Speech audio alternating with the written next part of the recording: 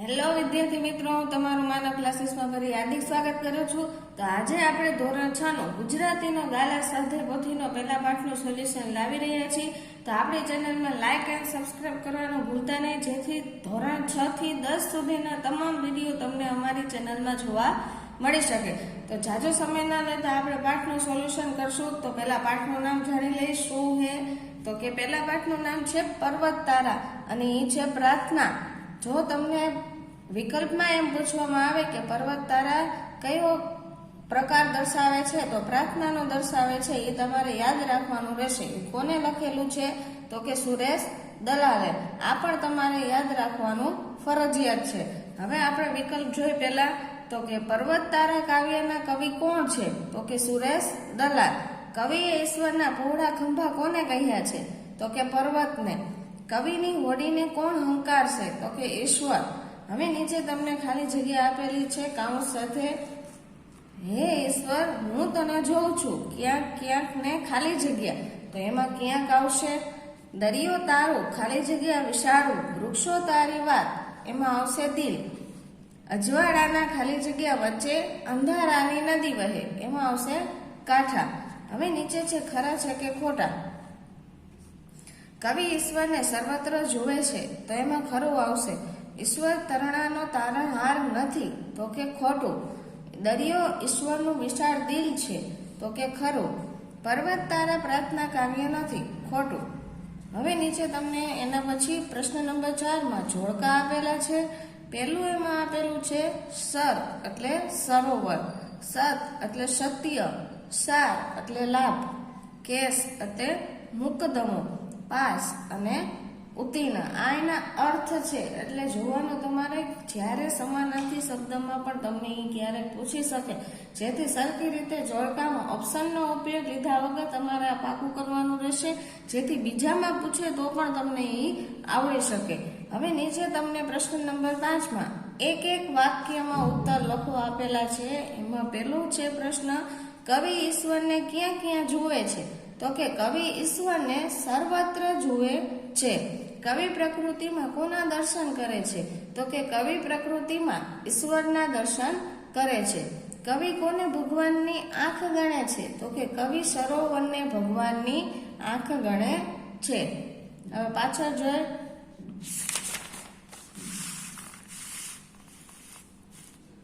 પ્રશ્ન નંબર 4 છે વિશાળ દિલ હોવું એટલે શું તો કે વિશાળ દિલ ના હોવું એટલે દરિયા જેવી વિશાળતા હોવી.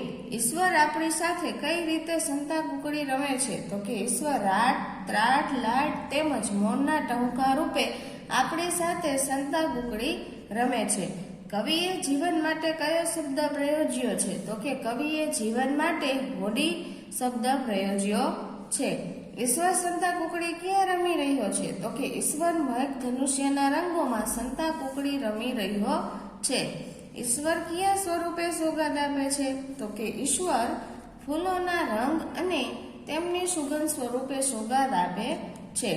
હોડીને કોણ હંકારતું હશે તો કે હોડીને ઈશ્વર હંકારતા હશે. હવે આપણે પ્રશ્ન નંબર 6 માં જોઈ. નીચેના પ્રશ્નોના ઉત્તર 2-3 વાક્યમાં લખો. એટલે કે 2 માર્કમાં એક્ઝામમાં આ પ્રશ્ન પૂછાય છે. તે છે એમાં પહેલો પ્રશ્ન તમને આપેલો છે, કાવ્યમાં કવિ પ્રકૃતિના કયા કયા તત્વોમાં ઈશ્વરના દર્શન કરે છે તો કઈ વસ્તુ છે એ જોઈ લે. કવિ પર્વત, સરોવર, દરિયો, વૃક્ષો, મેઘધનુષ્યના રંગો, ઝરણા, ફૂલો, સિંહ, વાઘ, કોયલ, બુલબુલ, પતંગિયા, સૂર્ય, ચંદ્ર, તારા, આગ્યા, ભમરા, મોરના ટહુકા વગેરેમાં ઈશ્વરના દર્શન કરે છે. મેઘધનુષ્ય અને મોરપીંછમાં શી સમાનતા હોય છે તો કે વાસ્તુશાસ્ત્રમાં ને હિન્દુ ધર્મમાં મોરપીંછને શુભ અને પવિત્ર માનવામાં આવે છે. એમ આકાશમાં મેઘના ગાજવીજ પછી દેખાતા મેઘધનુષ્યને વરસાદ માટે શુભ માનવામાં આવે છે. મેઘધનુષ્ય અને મોરપીંછમાં રંગોની સમાનતા છે. હવે પ્રશ્ન નંબર 7 છે એની નીચેના પ્રશ્નના ઉત્તર તમારી નોટબુકમાં લખવાનું છે. સૂર્ય અને ચંદ્ર એકબીજા સાથે સંતા કુકડી રમતા હોય એવું કેમ લાગે છે? એના વિચાર તમારે વિદ્યાર્થીઓને કેમાં લખવાના છે? તમારી જે નોટબુક હોય ને એમાં લખવાના છે. એ તમારી રીતે લખવામાં રહેશે. હવે નીચે પ્રશ્ન નંબર 8 છે. ઉદાહરણ મુજબ જોડો અને વાક્ય બનાવો. તેમાં પહેલું છે દરિયો. દરિયો કેવો હોય? તો કે વિશાળ હોય. એમાં શું આવશે? ખારાશ. પછી સૂર્ય કેવો હોય? તો કે ક્યાં હોય? તો કે આકાશમાં હોય. પછી શું આપે છે? તો કે ગરમી. પછી મેઘધનુષ્ય. મેઘધનુષ્ય કેવા? મેઘધનુષ્ય રંગોનું બનેલું હોય છે. પછી એમાં શું આવશે? તો કે ક્યારે દેખાય છે આકાશમાં? તો કે વરસાદના સમયે, એટલે કે ઈ આવશે. પછી સિંહ. સિંહને શું કરે છે? ઈ ત્રાડ મારે છે, તો એમાં આવશે કેસવાળી. નદી. તો નદીમાં શું? નદી ક્યાં હોય? તેનો કાંઠો હોય છે નદીનો, તો એ શું કરે છે? પ્રવાહ કરે છે, એટલે કે નદીમાં પાણી જતું એ પ્રવાહ કહેવાય. તો જો આ બાજુ એના વાક્ય પણ તમને આપેલા છે. ઉદાહરણ તરીકે પેલું છે વિશાળ દરિયાની ખારાશની મદદથી આપણે ખૂબ મીઠું પકવીએ છીએ. પછી એમાં પેલું કરીને આપેલું છે આકાશમાં સૂર્ય ગરમી વરસાવી રહ્યો છે. બીજું છે મેઘધનુષ્યના રંગો વરસાદમાં સુંદર લાગે છે. ત્રીજું છે ત્રાડ પાડતા સિંહની કેસવાળી મને ગમે છે. ચોથું નદી કાંઠે પાણીનો પ્રવાહ ધસમસે છે. હવે પ્રશ્ન નંબર 9 છે.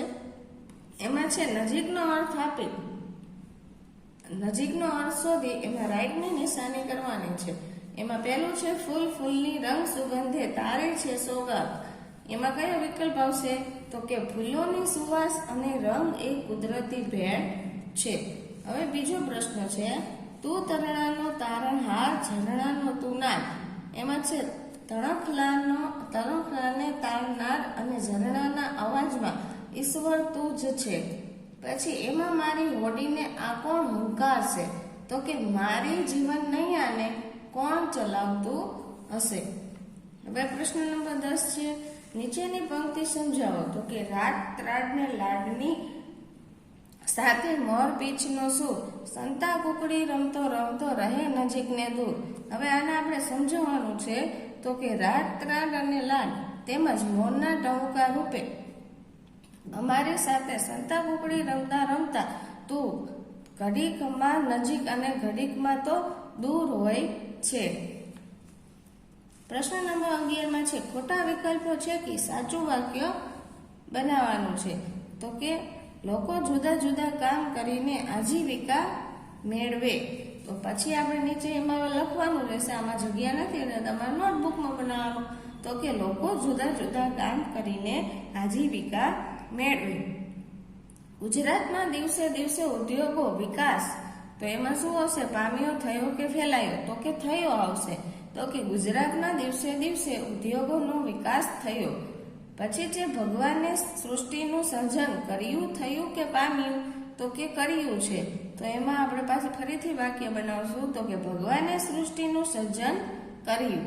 પરીક્ષા નજીક આવતા તેણે તૈયારી આરંભી કે પૂરી કરી કે શરૂઆત કરી? તો એમાં 3 ઓપ્શનમાંથી આરંભી આવશે. પરીક્ષા નજીક આવતા તેણે તૈયારી આરંભી. હવે પ્રશ્ન નંબર 12 છે ઉદાહરણ મુજબ શબ્દ રચના કરો. તો પહેલું છે સર્જન કરે તે. તો કે સર્જનાર. બીજું છે પાલન કરે તે, પાલનાર. પછી છે રક્ષણ કરે તે, રક્ષણહાર.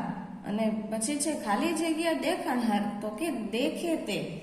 પછી બીજામાં નીચે 5મા નંબરમાં આપેલું છે ખાલી જગ્યા ખેડનહાર. તો કે ખેડે તે. હવે પ્રશ્ન નંબર 13 છે કૌંસમાંથી સાચો વિકલ્પ પસંદ કરી ખાલી જગ્યા પૂરો. એમાં પહેલું છે નો ક ખાલી જગ્યા ન. તેમાં કી શા આવશે? તો કે સસલાના સા વાળો. પછી બીજું છે સમ ખાલી જગ્યા શિયામાં કી આવશે? સસલાના શ વાળું શિયા. સમસ્યા ખાલી જગ્યા વણ. એમાં સને દીર્ઘ કી આવશે? તો કે સસલાના સ વાળો, એટલે સી વણ. ખાલી જગ્યા કાર. તો કે શિકાર. એમાં શરણાઈનો સ કરવાનો આવશે. પછી ખાલી જગ્યા રોવર. તો કે સરોવરમાં કી શ? તો કે સસલાનો, એટલે કે સરોવર. પછી ખાલી જગ્યા બાસી, શાબાસી, શાબાસીમાં કી શ આવશે? શરણાઈનો સ. રી ખાલી જગ્યા સ, તેમાં કી સ આવશે? સસલાનો સ. તેમાં રી શે સ. વી ખાલી જગ્યા સ, તો એમાંથી કી શ આવશે? તો કે શરણાઈનો સ. એટલે વી શે સ. જો આ શબ્દ રહ્યા ને જોડણીમાં પણ પૂછાઈ શકે, જેથી તમારે ખાસ કરીને સરખી રીતે શીખી લેવાના. હવે નીચે જુઓ જોડણી જ આપેલી છે. પેલું છે રળિયાત, તેમાં રસવાય આવે, પણ આપણને એ પ્રશ્નમાં દીર્ઘાયત એટલે આપણે સુધારીને લખવાનું. રળિયાતમાં અડીને શું આવશે? રસવાય. ઈશ્વર, ઈશ્વર આવી રીતના લખી શકાય. પછી પતંગિયુંમાં પણ એમ જ છે, રસવાય છે. અને ત અને ગ ઉપર મીંડું. પછી મોરપીંછ. હવે છે સમાનાર્થીના બે અર્થ લખવાના છે. પેલું છે આંખ એટલે નેત્ર અને નયન. ઈશ્વર તો ભગવાન અને ઈશ. દરિયો તો સમુદ્ર અને જલધિ. વૃક્ષ તો ઝાડ અને તરુ. નાદ તો અવાજ અને ધ્વનિ. ફૂલ પુષ્પ અને સુમન. પર્વત તો પહાડ અને ગિરી. પછી છે આભ તો કે આકાશ અને નભ. સૂર્ય તો કે રવિ અને ભાનુ. હવે નીચે તમને વિરુદ્ધાર્થી શબ્દ આપેલા છે. પેલું છે પહોળું, તો એમાં આવશે સાંકડું. લાટ તો ધિક્કાર. સુગંધ તો દુર્ગંધ. અંધારું તો અજવાળું. પછી પ્રશ્ન નંબર છે 17. કાવ્યમાંના પ્રાસની શબ્દ જોડી બનાવો. તો કે નાદ તો કે સોગાદ. પછી તમરા તો ભમરા. સુર તો દૂર. વહે તો કહે. અને ઉદાહરણમાં પણ એક છે વાત તો રળિયા. જો ઉદાહરણમાં હોય ને તે પણ પાકું કરી લેવું, કેમ કે પરીક્ષામાં શિક્ષકો એમાંથી પણ પૂછી શકે છે. હવે છે પ્રશ્ન નંબર 18. તો કે નીચેના રૂઢિપ્રયોગના અર્થ આપી વાક્ય પ્રયોગ કરો. તો કે વિશાળ દિલના હોવું, તો કે ઉદાર હોવું. સજ્જનો વિશાળ દિલના હોય છે. અહીંયા અડ આવશે. તારણહાર હોવું તો ઉદારક હોવું. ઈશ્વર સૌનો તારણહાર હોય છે. પછી નીચે છે પ્રશ્ન નંબર 19. નીચેના શબ્દોને શબ્દકોશ ક્રમમાં ગોઠવો.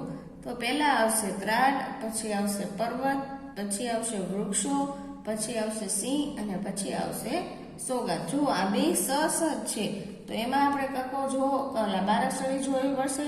તો પહેલા રસોઈ આવે એટલે રસોઈ વાળો રાખવાનો, પછી કાનો એક માતર આવે એટલે ઈ છેલ્લે રહેશે. આ કક્કો અને બારાક્ષરી આવડવી ફરજિયાત છે. હવે આપણે આગળ જોઈએ પ્રવૃત્તિઓ.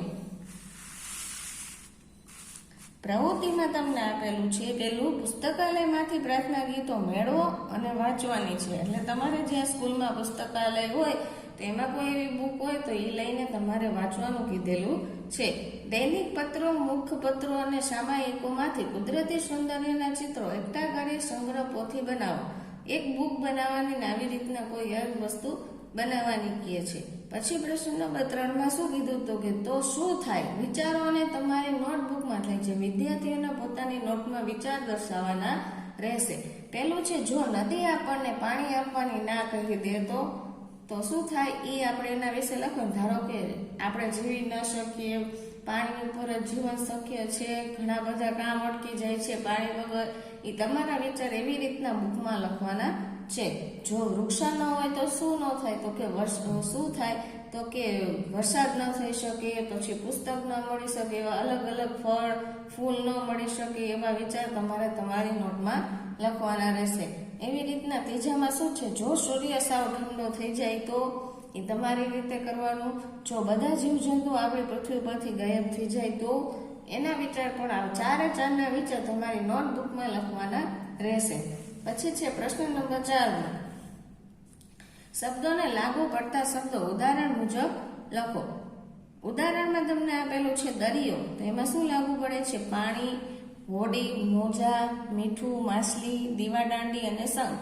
પછી છે વૃક્ષ, તો કે પાંદડા, થડ, ફૂલ, ફળ, ઓક્સિજન, વરસાદ, પક્ષી, ડાળી, છાંયો. પછી પર્વત, ઘાસ, વૃક્ષ, પથ્થરો, માટી, પક્ષીઓ, પ્રાણીઓ, જીવજંતુઓ. પછી છે આકાશ, તો કે વાદળ, સૂર્ય, ચંદ્ર, પક્ષી, તારા અને મેઘધનુષ્ય. પછી છે નદી, તો કે પાણી, માછલી, હોડી, ચીપલા, કિનારો અને સેવા. હવે નીચે પ્રશ્ન નંબર 5 છે નીચેના પ્રાર્થના ગીત ગાઓ અને પ્રશ્નોના ઉત્તર લખો. આવું જો પરીક્ષામાં એક હોય છે કે કાવ્ય પંક્તિમાંથી પ્રશ્ન જવાબ લખવાના અને કા પેરેગ્રાફમાંથી પ્રશ્ન જવાબ લખવાના. જો એમાં પણ આ વસ્તુ પૂછી શકે છે. પહેલો પ્રશ્ન છે આપણને ઈશ્વરનો સાથ ક્યારે ક્યારે સાંપડે છે? તો કે આપણને ઈશ્વરનો સાથ હસતા ફરતા ઊંઘમાં રાત્રે અને દિવસે તેમજ સાંજે અને સવારે સાંપડે છે. બીજું છે દુનિયા કોણે બનાવી છે? તો કે દુનિયા દેવે એટલે કે ઈશ્વરે બનાવી છે. કવિ કોને રક્ષણહાર કહે છે? તો કવિ પરમાત્માને રક્ષણહાર કહે છે. આ પાઠ અહીંયા પૂરો થાય છે.